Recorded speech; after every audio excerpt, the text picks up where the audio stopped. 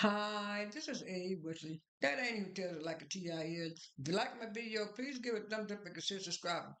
I've been off of YouTube for a couple of weeks because I have been sick, and some of these stories on this episode of Housewives Tea is a little bit old, and then I'm gonna go into the new stuff. Like I said, this is a Housewives Tea video, and if you like the video, please subscribe and thumbs up the video. Uh, uh, I think it was about 2 weeks ago or 3 weeks ago, maybe even last month, where where they said Angela Oakley and K Michelle started following each other. At first, they wasn't following each other. Then they started following each other, and they were glad about that. And the next thing you know, Angela came on the internet and said she had a surprise. She had a surprise, and she'll tell you about the surprise in 2 days. Next thing you know, she came up with like a leopard shirt on, and she had a little fan in her hand. She talking about Fangela, my new fan line, Fangela. And it was nice and pretty, and everybody liked it and everything like that, and I did too. And so I was saying this is more of a good look for Angela than flipping those houses and trying to sell those houses. 'Cause like she said, she lost so much money and stuff like that. So I think whatever money that she got from Bravo and the sale of her last two houses, like she said at the end of season 16, I think she used that money to go into a fan business because everybody was telling her about her fan business and stuff like that. And I was happy for Angela that Angela did that. On another note, right after Karen got out of jail, I did in the last video where they showed the picture of her waving out of her car.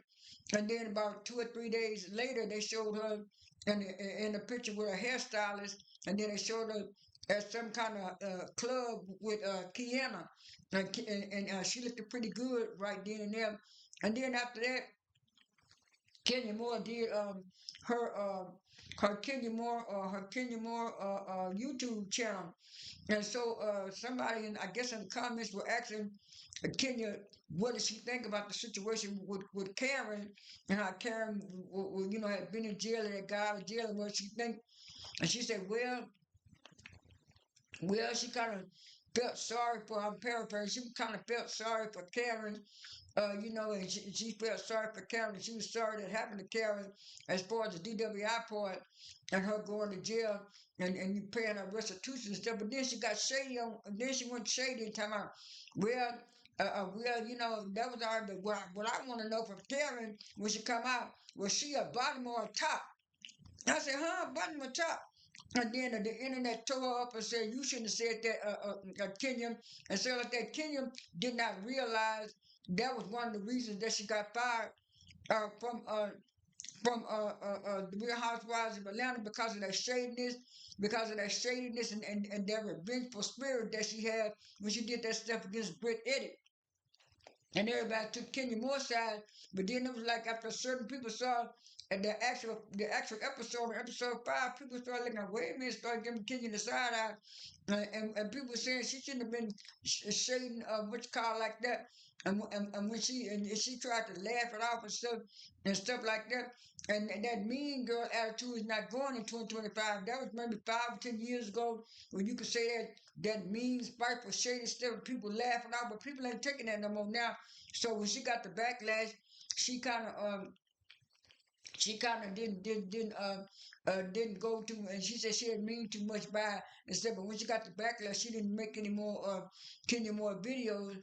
And then some people say that her shop is still open, and some people say that her shop is thinking about closing down and stuff because she hadn't been paying the rent on the shop that she's renovating for and stuff like that. So so that's all I have on that part. And then I think it was last week, a week before last, somebody asked Kandi about it. Kandi was on her speak on it, and she talked about it with Don Juan, and they were saying yeah, and he was saying yeah. He said, "What do you think about K Michelle?" He said, "Well, I really like K Michelle. K Michelle has been on reality before. She was on Love and Hip Hop. She did real good on that." And he said people don't realize that K Michelle was already a star before Love and Hip Hop, and I was saying, yeah, she had a pretty good work career because I heard about K Michelle too, but I really didn't know too much about her. Just got on Love and Hip Hop. But anyway, he was saying he was glad that that Pinky Cole was on there. She had them vegan restaurants, and it's in Atlanta. You know about. He said, but one thing people don't know, Candy, that also Pinky Cole was a producer on a reality show. I said, huh? What producer on the reality show? I said, I sure didn't know. I didn't know about that either. And so he was saying that's what people didn't know. And Candy was saying years ago that she tried to get Bravo to get Tammy Roma on the show because she said Tammy Roma would make a good point. She said, but for some reason, Bravo didn't want Tammy Roma, didn't want Love and Hip Hop, and she was saying, yeah, when Robin and Giselle said that, she said it was true. She said for some reason. Bravo didn't want to touch Love and Hip Hop, none of those VH1 shows or none of those WeTV show castmates who had left and stuff.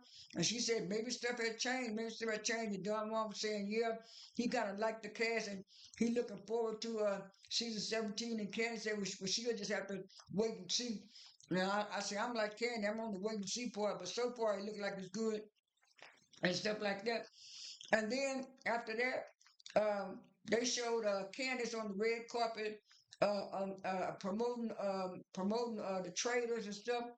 And they was asking her, they was saying, well, Candace, what do you think about Monique Samuels coming back onto the show? She said, huh, what? She said, I was just like everybody else. Yeah, and stuff like that. She said, I was just surprised, stuff like everybody else, about Monique Samuels coming back to Real Housewives of Potomac. They said, well, would you ever decide to come back if Monique was on the show? We know that you would have, have problems with Monique. Are you kind of like Candy Burris, where if a certain cast member come back to the show, you won't come back and say, oh, no, she got the laugh. Oh, no, I'm not like that. And she said, well, she said, well, what it is, I understand both situations. I understand Candy's point of view, where she don't want to work with that person anymore, and then I understand the other person's point of view. She said, but in my case, ain't no person on God's green up is gonna stop me from coming back to Potomac if I want to come back to Potomac. And I said, that's right, Candy. That's right, Candy. He said, well, right now I have a lot of. Let me stop the video in the back, and they also asked Candace about what she thought about Karen getting out. She said that she she was sad that happened to Karen, but Karen has served her time and she's done her restitution. So now Karen can move on with her life. She actually has she talked to Karen. She said yes, she talked to Karen. Karen's doing good. Karen's doing well and stuff like that. And then about 2 or 3 days later, she said, I got another announcement. Next thing you know, she put on, I saw it on Instagram first, and then I saw it on Twitter, which is X. But anyway, she said she's coming out with a podcast with her friend. And I forgot the man's name, but it's going to be a podcast. And I said if it's going to be a good podcast, I might watch it and stuff like that. And so those are the stories that I want to talk about before I got sick. Now I'm going to talk about the Wendy Osefo situation. Let me pause this video and so I can bring up the clip. Okay, I'm back. I got this from TMZ, and they got the mugshot of Wendy and her husband being arrested. And this is what the article said. I know some people are playing the clips, but I remember last time I played a clip of my video, I got a strike. So I'm just going to read to you what it says. It says the couple was booked on Thursday night in Westminster, Maryland. Here's the deal. Police said the couple reported a burglary in April last year. The couple claimed that they found their bedroom ramshacked after returning from a trip to Jamaica. We were told about the incident at the time. We reported about the incident at the time. According to the prosecutor's bail recommendation documents obtained by TMZ, the couple reportedly told police several designer bags and jewelry had been stolen, but had been stolen. But get this, Carroll, Carroll County Sheriff's deputies allege Wendy was later seen in a social media post wearing a diamond ring she reported stolen. Additionally, an investigation determined numerous items that the Osefos claimed were stolen had been purchased, then returned to the store where a full refund was provided prior to the alleged burglary. The document indicates the couple claims of over 450,000 personal property to an insurance company.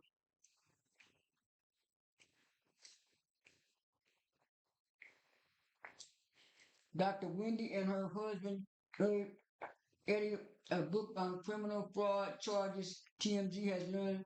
All right, okay, I read this part.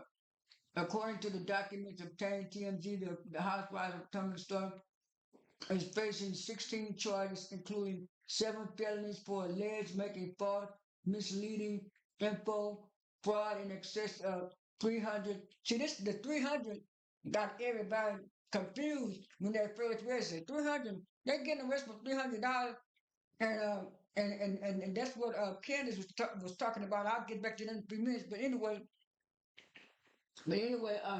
I'm making false statements of 3,000, and she also is facing a misdemeanor count of making a false statement to the police officer. Okay, like I said, I'm not gonna read the whole thing, but 16 counts, and they had stuff, and everybody was saying they were so shocked and surprised. And then, like I said, on the internet, it was like the American black people were talking about, yeah, these Nigerian scammers and Nigerian people got to talk about, well, everybody like that ain't scammers and stuff. And then I watched a little bit of a Lovely Tea, and she was talking about that too. About she didn't like all the stereotypes and the tropes that were going on about Nigerians because when they did this, I'm looking at we don't like the tropes that go on among Black American people too. And I said that's what making some of us mad with some of these other races when it comes to a issue. They want to say, oh, they all Nigerian, they this, they that, and all Nigerians ain't like them. There's another issue. Oh, I'm black. Well, yeah, you black, but you also Nigerian, so you're a black Nigerian. So when you try to make distinctions, all black folks, American black folks are being divisive. No, we're not being divisive. Y'all just want to pick with certain kind of stuff. But anyway, back to the program. Because I don't want to think I'm saying the program, but back to the program. I'm just saying the parallels. But anyway, uh, and then Candace came out and spoke out, and like she said, she was found out about it in real time because she was on the Fox 5 show to promote her podcast and stuff like that, and the other stuff she was doing. So when they asked her the question, she was saying no, she's friends with Wendy, and she know those shepherds, and they've been very nice to her and everything. And she was saying she don't think Wendy did it. She think this is a mistake. And she said she hoped that she said two people from the same show getting in trouble. She said she hoped they weren't targeted. Because I'm paraphrasing what she said. And so a lot of people saying, well, she wrong to my target. And so a lot of people started bringing up this interview she did last year with Gibson John about how she was lying about the stuff and stuff, and people saying you could tell she was lying because she kept stopping and stuttering and doing all that stuff. And now I do agree with Lovely T on this. You don't sit up and lie straight face and know you and your husband doing that. And like I said at the end of the TMZ article, they said that they was in a lot of debt. And I was saying, yeah, and everybody bringing up now that how Mama wanted that stuff. And I brought that up too on Twitter. I was saying, now I see why. I said, it was a couple of red flags and we weren't paying attention because we were so into the show. I said, but when she kept telling me she couldn't send her mama the money when she wanted to because she was paying for her party, I said, I mentioned something about, well, when they shouldn't have been giving her mama that money. Now everybody coming up with the same conclusion that I said on my Twitter page on Sunday. But anyway,